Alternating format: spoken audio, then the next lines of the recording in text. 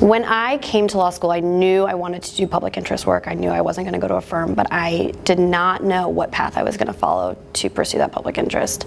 I had worked a lot with women who had experienced the criminal justice system. All of our clients at my old job at the residential facility had been in and out of the criminal justice system throughout their lives, sometimes over 100 times per person.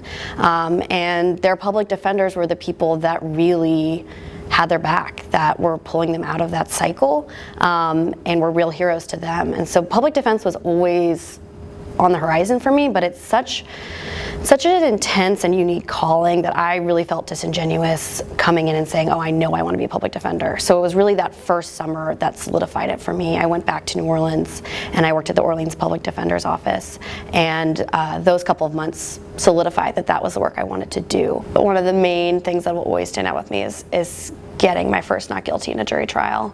Our client was looking at a parole violation, which would have meant she would have spent multiple years in prison because of this one new law violation, and she really thought throughout the trial that we were going to lose. It was a theft of $100 worth of dog tags that were recovered immediately, something that I really feel like our criminal justice system shouldn't have been expending resources on to begin with. And the moment we got that verdict from the jury that she was not guilty, and her honest shock that the system had worked. Her kids were in the courtroom, her mother was in the courtroom, and that's why I wanted to become a lawyer. So I will hold that with me forever.